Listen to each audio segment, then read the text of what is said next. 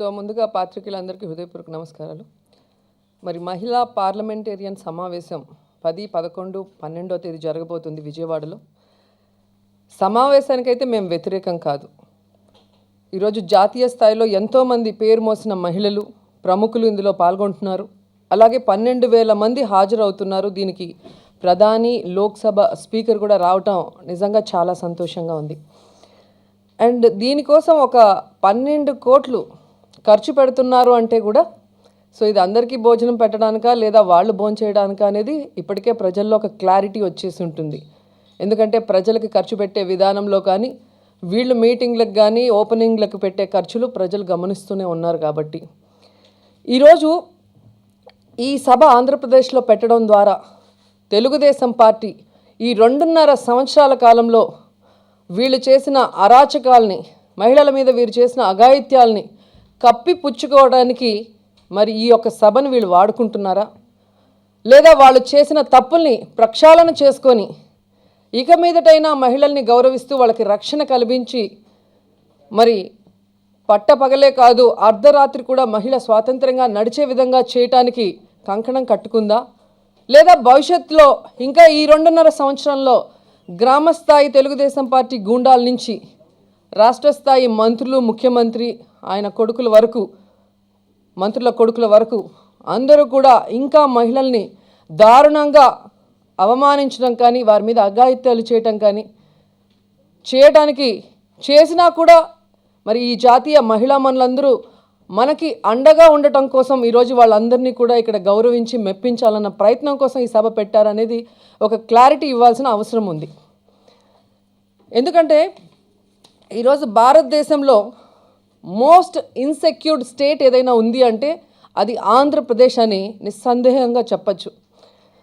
ఎందుకంటే మొన్న డిసెంబర్ 31 రోజు క్లియర్ కట్గా మన డీజీపీ సాంబశివరావు గారు ప్రెస్ మీట్ పెట్టి జనవరి నుంచి డిసెంబర్ 31 లోపల 11% క్రైమ్ రేట్ పెరిగింది అని చెప్పి గొప్పగా ప్రెస్ మీట్ పెట్టారు. అంటే ఈ రాష్ట్రంలో మహిళల మీద అఘాయిత్యాలు, అరాచకాలు ఎలా జరుగుతున్నాయి, దానికి కారణాలు ఏంటి అనేది కూడా మనం తెలుసుకోవాల్సిన అవసరం ఉంది.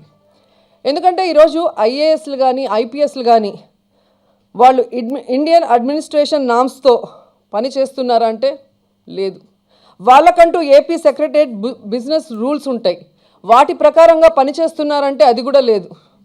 చంద్రబాబు నాయుడు గారు మాటే శాసనం, ఆయన మాటే వాళ్ళకి రాజ్యాంగం, అలాగే వాళ్ళ మాటే ఆయనకి చట్టం అన్నట్టుగా ఈరోజు ఐఏఎస్లు ఐపీఎస్లు పని చేయటం వల్లే మహిళల మీద ఈ అఘాయిత్యాలు, అరాచకాలు పెరిగిపోతున్నాయి అనటంలో ఎటువంటి సందేహం కూడా లేదు. ఎందుకంటే పోలీసుల్ని అడ్డం పెట్టుకొని ఏ విధంగా ఈ తెలుగుదేశం పార్టీ తెలుగు దుర్యోధనుల పార్టీగా ఒక మాఫియా లాగా తయారై మహిళల జీవితాలతో చెలగాటమాడుతుందో మనం కళ్ళారా చూస్తున్నాం. కాబట్టి దయచేసి ఎవరైతే ఈ సదస్సుకు వస్తున్నారో మహిళలు, మరి జాతీయ స్థాయి నుంచి మరి అన్ని రాష్ట్రాల నుంచి వస్తున్న ప్రతి ఒక్కరికి కూడా నేను చేతులెత్తి నమస్కరించేది, ఇక్కడికి వచ్చి చంద్రబాబు నాయుడు చూపించే అరచేతిలో వైకుంఠాన్ని నమ్మి ఆయనకి భజన చేయకుండా ఈ రాష్ట్రంలో మహిళకి ఏమాత్రం గౌరవం ఉంది, ఈ రాష్ట్రంలో మహిళలకి ఏమాత్రం రక్షణ ఉంది, ఈ రాష్ట్రంలో తెలుగుదేశం పార్టీ ముఖ్యమంత్రి దగ్గర నుంచి, ఆయన కొడుకు నుంచి, ఆయన బావమరిది నుంచి, ఆయన మంత్రుల నుంచి, వాళ్ళ పిల్లల నుంచి, వాళ్ళ కార్యకర్తల వరకు ఏ విధంగా మహిళలు అన్యాయానికి గురవుతున్నారని తెలుసుకొని వాటిని ప్రశ్నించి మీ ప్రశ్నలతో అయినా వాళ్ళకి బుద్ధొచ్చి భవిష్యత్తు 2.5 సంవత్సరాల్లో అయినా ఈ తెలుగుదేశ పరిపాలనలో మహిళలు సుఖంగా, సంతోషంగా, మరి ధైర్యంగా జీవించే హక్కును ప్రసాదిస్తారని కోరుకుంటున్నాను. ఎందుకంటే 10,000 మంది స్టూడెంట్స్ వస్తున్నారు. సాంప్రదాయాలు, విలువలు కూడా తెలుసుకోవడానికి అంటున్నారు. ఏం సాంప్రదాయాలు చెప్తారు? ఈరోజు చంద్రబాబు నాయుడు చూస్తే కోడలు మగబిడ్డని కంటే అత్త వడ్డంటుందా అని ఆడపిల్ల పుట్టుకనే విభేదించిన వ్యక్తి మహిళల గొప్పతనం గురించి ఏం మాట్లాడతాడు? అమ్మాయి కనిపిస్తే ముద్దు పెట్టాలి లేదా కడుపు చేయాలనే ఆయన బావమరిది దగ్గర 10,000 మంది పిల్లలు ఏం నేర్చుకుంటారు?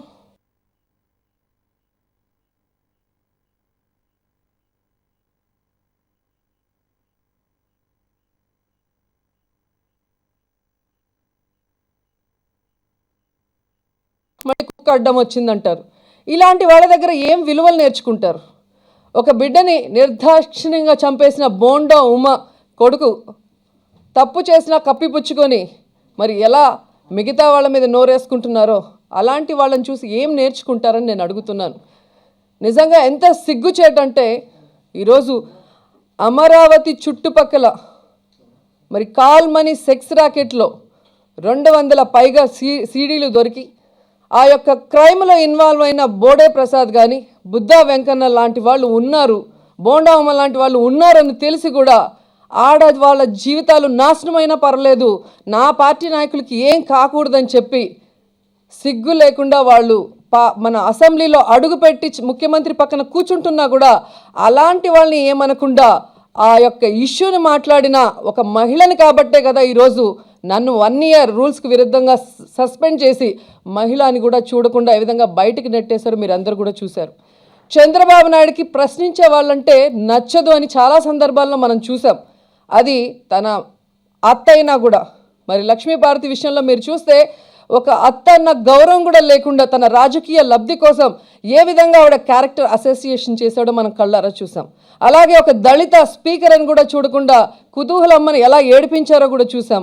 అలాగే ఒక మహిళా ఎమ్మెల్యే తనతో 10 ఏళ్ళు పనిచేసింది, తన క్యారెక్టర్ గురించి తెలిసి కూడా ఈరోజు తనకి ఎదిరించి నించుంది అని చెప్పి నాలాంటి ఎమ్మెల్యేని ఏ విధంగా మరి తనకు అనుకూల మీడియాలో తనకు నచ్చిన రష్లన్నీ కూడా కట్ చేసి ఒక స్టోరీ చేసి నన్ను బద్నాం చేసి బయటికి పంపించాలన్న ప్రయత్నం చేశారో మనం చూసాం.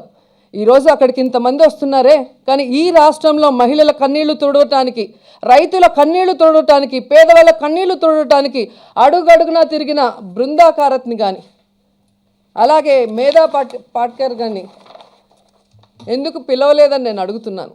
ఇలాంటి వాళ్ళని పిలిస్తే ఇక్కడ ఏం జరుగుతుంది, ఏం చేస్తే ఇవన్నీ కూడా ఆగుతాయని చెప్పే అవకాశం ఉంటుంది, కానీ అలాంటి వాళ్ళని పిలుస్తారన్న నమ్మకం నాకైతే లేదు. నిజంగా ఈరోజు బాధాకరం విషయం ఏంటంటే భారతమాత గుండెలపై నడిచే ఆడబిడ్డలకు ఎక్కడా కూడా రక్షణ లేదు. అలాగే మీరు చూస్తే తెలుగు తల్లి ఒడిలో ఉన్న ఆడబిడ్డలకు కూడా అవమానం తప్పటం లేదు. అందుకే ఈ సమావేశానికి వచ్చిన వాళ్ళని నేను ఒకటే కోరుకుంటున్నాను. ఎందుకంటే ఈ సదస్సులో మహిళా సాధికారత మీద డిక్లరేషన్ చేయడానికి మేము మద్దతు తెలుపుతాం, కానీ అక్కడికి వచ్చే మనుషుల మీద మాకు అనుమానం ఉంది కాబట్టి అలాంటి వారి మీద కూడా కొన్ని డిక్లరేషన్స్ చేయాల్సిన అవసరం ఉందని కూడా నేను కోరుకుంటున్నాను. ఎందుకంటే ఈరోజు ఆడవాళ్లపై అరాచకాలు కానీ అన్యాయంగా వాళ్ళని తొక్కేయటంలో కానీ అడ్డాగా ఆంధ్రప్రదేశ్ని మార్చేసిన చంద్రబాబు నాయుడికి అసలు ఈ సమావేశానికి వచ్చే అర్హతే లేదని ఈ సందర్భంగా తెలియజేస్తున్నాను.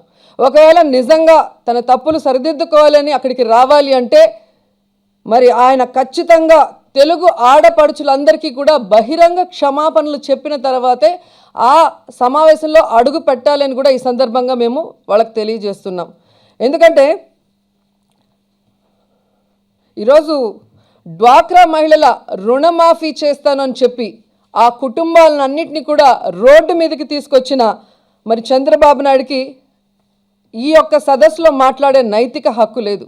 అలాగే తన మొదటి సంతకం లిక్కర్ ఏదైతే బెల్ట్ షాపులు లేకుండా చేస్తాను, ఎందుకంటే మద్యం వల్ల మహిళల జీవితాలు నాశనం అయిపోతున్నాయని మాట్లాడిన చంద్రబాబు నాయుడు ఈరోజు ఆ మద్యాన్ని ఎప్పటికప్పుడు పెంచుకుంటూ తన ఖజానాని నింపుకుంటూ ఈరోజు నేరాలకి అడ్డాగా ఆంధ్రప్రదేశ్ని మార్చినందుకు మరి ఆయనైతే ఈ సదస్సులో మాట్లాడడానికి ఎటువంటి అర్హత ఉందా అనేది మీరు కూడా ఆలోచించుకోవాల్సిన అవసరం ఉంది.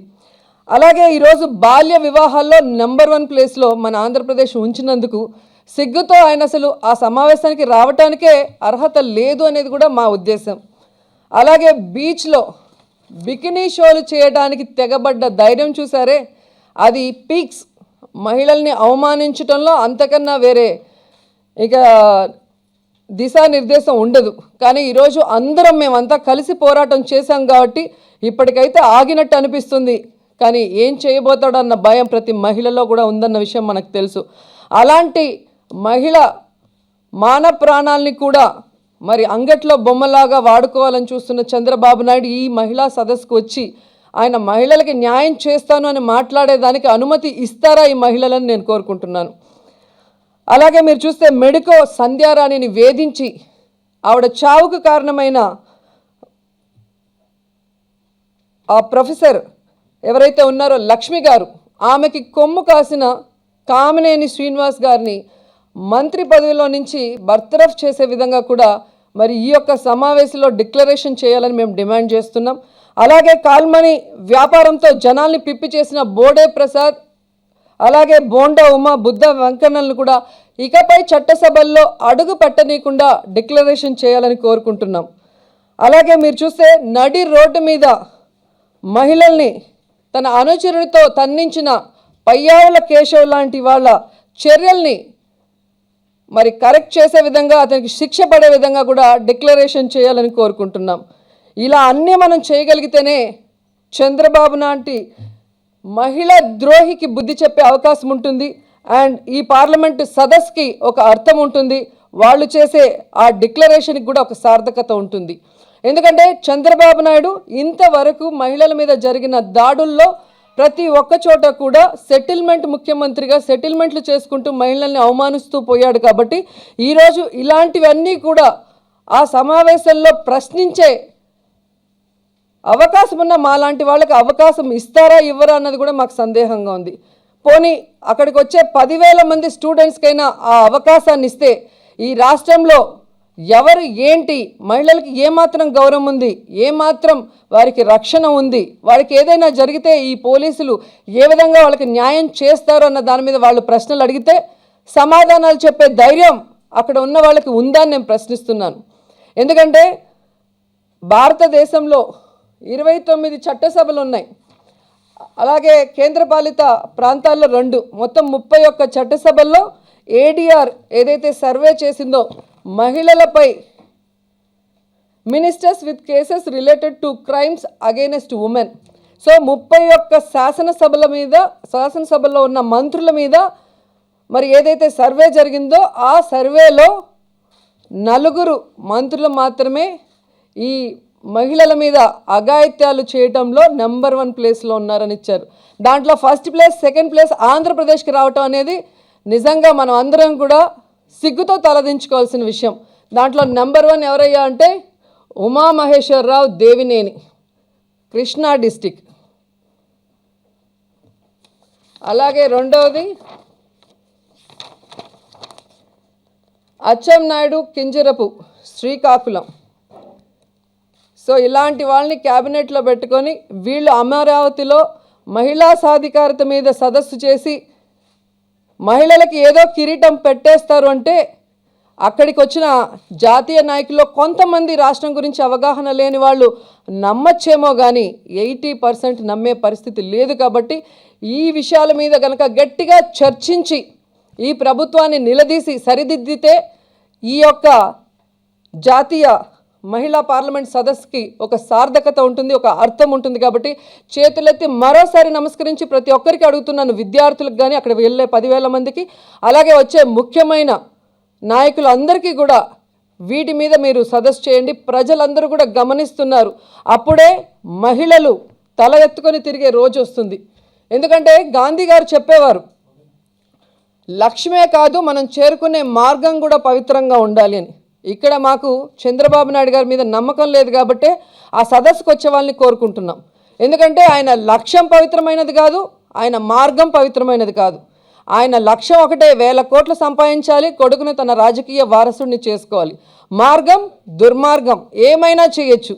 తాను తన పార్టీలో ఉన్న వాళ్ళందరూ కూడా ఆర్థికంగా బలపడితే ఆ డబ్బుతో అందరినీ తొక్కేద్దాం, నెక్స్ట్ మళ్ళీ అధికారంలోకి వచ్చి ఎవరు నోరెత్తితే వాళ్ళని నామరూపాలుగా లేకుండా చెయ్యాలి అన్న కంకణం కట్టుకున్నారు. కాబట్టి దయచేసి పాత్రికేయులు కానీ సదస్సుకు వచ్చిన ప్రతి ఒక్కరూ కూడా ఈ సదస్సు సార్థకత అయ్యేలాగా చూడాలని కోరుకుంటున్నాను.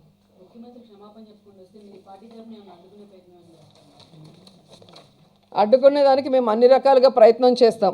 కానీ అదే చెప్పాను కదా, ఈరోజు పోలీసుల్ని బౌన్సర్లాగా వాడుకుంటూ ఏ విధంగా అరాచకాలు సృష్టిస్తున్నారో. సో ఖచ్చితంగా అంత దూరం మమ్మల్ని పోనీకుండా ఆపేస్తారేమో కానీ ఆయన వెళ్ళటానికైతే అర్హత లేదు, ఏ విధంగా చూసినా కూడా అర్హత లేదు. ఏదండి, ఖచ్చితంగా మేము వెళ్తున్నామండి, ఖచ్చితంగా మేము అందరం వెళ్తున్నాం. మహిళా ఎమ్మెల్యేలు వెళ్ళి ఈ రాష్ట్రం తరఫున, రాష్ట్రంలో మహిళల మీద జరిగే అఘాయిత్యాల తరఫున రిప్రజెంటేషన్ కూడా ఇస్తాం.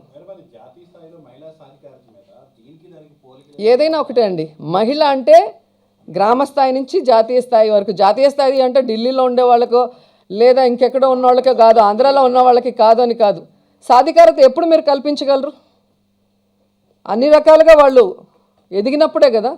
కనీసం వాళ్ళు ఎదిగే అవకాశం లేకుండా బాల్య వివాహాల పేరుతో తొక్కేస్తున్నారు.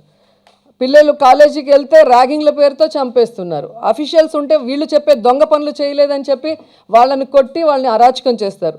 చివరికి వాళ్ళ పార్టీలో ఉన్న ఎంపీపీలని కానీ, వాళ్ళ పార్టీలో ఉన్న జడ్పీ చైర్మన్లు కానీ, వాళ్ళ పార్టీలో ఉన్న మున్సిపల్ చైర్మన్లు కానీ వాళ్ళకి నచ్చకపోతే రిజైన్ చేయమని, లేకపోతే వాళ్ళు సూసైడ్లు చేసుకొని చనిపోయేంత దూరానికి తీసుకెళ్తున్నారంటే మహిళా సాధికారత ఎలా వస్తుంది అంటున్నాను. మహిళా సాధికారత ఆర్థికంగా, రాజకీయంగా అన్ని రకాలుగా వాళ్ళు ఎదిగినప్పుడే వస్తుంది. కాబట్టి అన్ని రకాలుగా వాళ్ళకి రక్షణ కల్పించినప్పుడే వాళ్ళు ఎదగటానికి అవకాశం ఉంటుంది. ఆ రక్షణే లేని ఆంధ్రప్రదేశ్లో ఈరోజు పెట్టడం అనేది దురదృష్టకరం. సో మన రాష్ట్రంలో పెట్టినందుకు సంతోషపడాలో లేదా చంద్రబాబు నాయుడు గారి నాయకత్వంలో మహిళలకి గౌరవం, రక్షణ లేని అలాంటి ముఖ్యమంత్రి నీడలో జరుగుతుందన్న దానికి బాధపడాలో అర్థం కావట్లేదు. ఖచ్చితంగా మేము వెళ్తున్నామండి, ఖచ్చితంగా వెళ్తున్నాం. వెళ్ళే ముందు ప్రతి ఒక్కరికి కూడా మా యొక్క విన్నపం తెలియజేస్తున్నాం. ప్రతి ఒక్కరు కూడా అక్కడికి వెళ్ళి వాళ్ళని మెప్పించడానికో లేదా వాళ్ళు పెట్టిన భోజనాలు తినడానికో కాకుండా మన మహిళా సమస్యల మీద మహిళలకి రక్షణ కల్పించే దిశగా జరిగిపోయిందని మనం ఏం చేయలేం. కానీ దాన్ని సరిదిద్ది తప్పు చేసిన నేరస్తుల్ని శిక్షింపబడేలా చేసి భవిష్యత్తులో ఈ 2.5 సంవత్సరం కాలంలో అయినా చంద్రబాబు నాయుడు పరిపాలనలో మహిళా సాధికారతతో ఎదిగే విధంగా సపోర్ట్ చేసే విధంగా ప్రతి ఒక్క మహిళ కూడా ప్రశ్నించాలని కోరుకుంటున్నాను.